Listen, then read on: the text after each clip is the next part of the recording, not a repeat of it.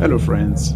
Eddie the Man here. Once again, welcome to this amazing trip as we continue with our trip all the way from Zimbabwe to South Africa. So, this is just a continuation of our trip, and from at this moment in time, we're throttling all the way up from Limpopo, Beitbridge to be specific, all the way to Johannesburg. And we're done fueling up. Our bikes were actually full to capacity and ready to hit the road, and we actually got on our way and off we went. At this moment in time, we're actually getting a little bit exhausted. The journey was actually still pretty much long. The weather was actually even still fine, even crossing over to SA, just as it was in Zimbabwe. So pretty much it's more like sharing the same weather across the two countries. So it was pretty much cool and lovely. So we went on our way and we took it really nice and easy.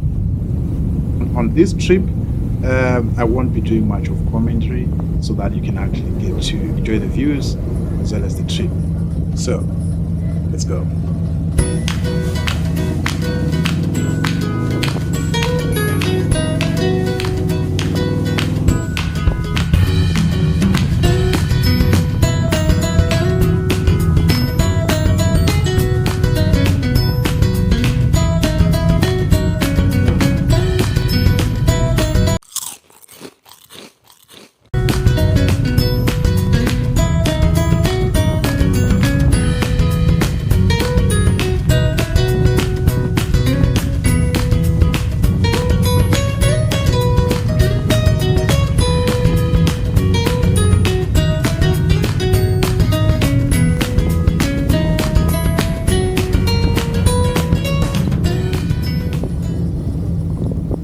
So as we were cruising nicely, I saw 911 flashing the hazard lights, and I said, "Oh, I think we need to stop." Definitely, it couldn't be that he dropped something because I was just behind him. I could have seen it. So I just saw him stopping, and then I was checking around the bike. I thought maybe the tire pressure or something is actually fluctuating. It's actually something mechanically probably happened. Only to realize that when he got there, he said, like, when he was riding through down there, he felt a bit of a wobble. So his bike, he felt like instability on the bike, on the handling. Felt like he's losing control of the bike. And we checked the bike, we saw nothing mechanically wrong here. The bike was fine, no errors on the dashboard. The tire pressure was cool and okay. The braking system was working fair and fine. So we thought probably it was just, those, what you call them, the crosswinds. Sometimes when you're riding through the depression or a highly raised place, you can actually feel like some crosswinds and they just mash you across on the face or something like that. I usually experienced most of those around the Namibia side because there's not much of vegetation to block the wind and stuff like that. So we actually thought this is exactly what he felt here, and then we said, okay, cool, let's just monitor that. I'm just gonna be riding behind you, nice and easy, and then we're gonna see how it handles all the way out, and then off we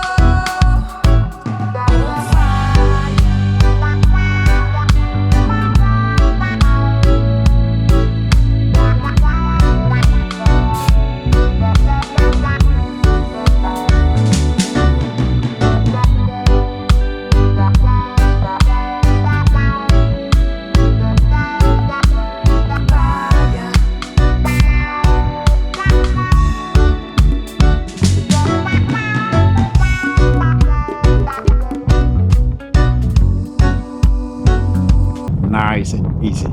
So this actually validated our assumptions that it could actually have been a wave of a crosswind which actually smashed across Dr. 911 when he actually raised an alarm on the instability of the bike handling.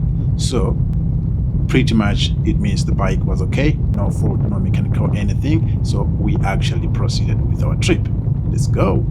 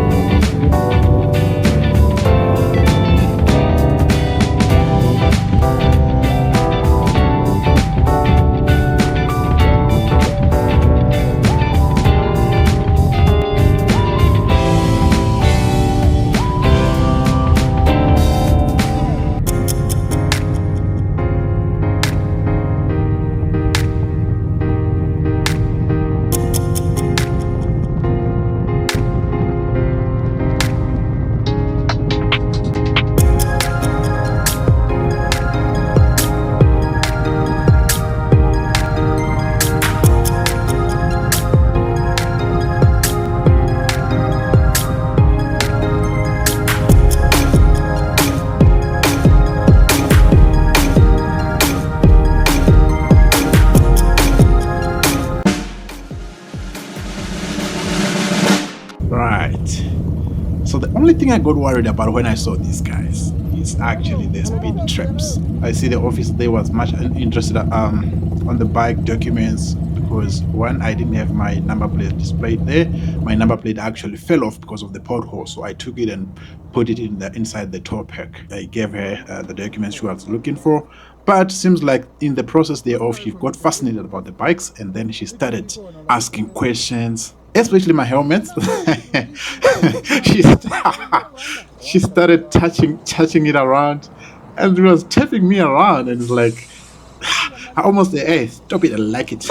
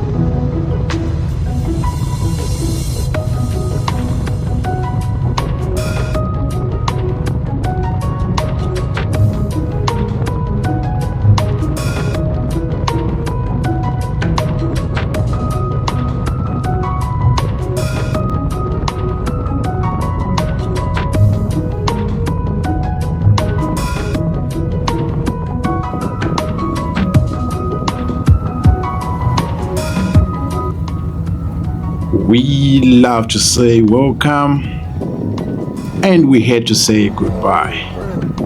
Unfortunately, ladies and gentlemen, at this particular juncture, we had reached a point where we actually had to say goodbye and part ways with Dr. 911. We had such a wonderful ride all the way from Zimbabwe, and now where we're standing here is the South African soil in Polokwane, so to speak. So at this moment in time, our ride was so fluid, smooth, and it went on so swimmingly without any issues, without any breakdown or anything, right? So we got at this point, unfortunately, 911 had to actually remain here in Polokwane, and I actually had to proceed all the way to Johannesburg by myself. You can imagine this was such a sad moment, but unfortunately we had to do it. I still had a lap to finalize on my side, and luckily 911 had actually reached the destination for the moment, so he actually had to check out there and actually get to chill, then proceed to Durban, his hometown, the following day, and I had to proceed all the way to Johannesburg. But anyway, the journey continued.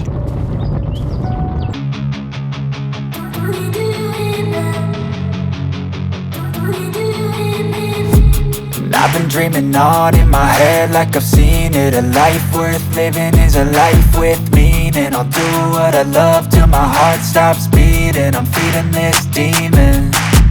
Got a taste, can't erase bitterness in my face. Work a job every day till your dreams fade away. Like a card, never change, play the game that we say.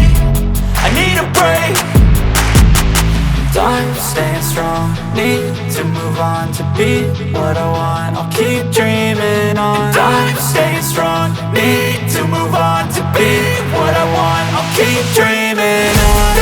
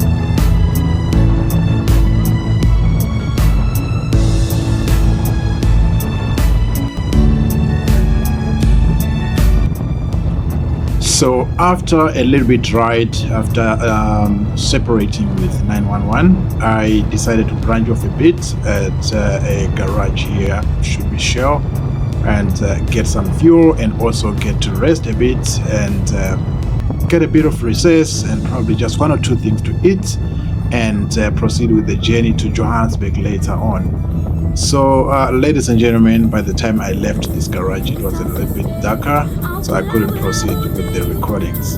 However, all the main parts of the trip have been covered up all the way from Zimbabwe until here. I want to say really thank you very much for traveling with me. Really, we were traveling together, so really appreciate that. And thanks for watching. Please do subscribe and do comment, do like, and let's engage.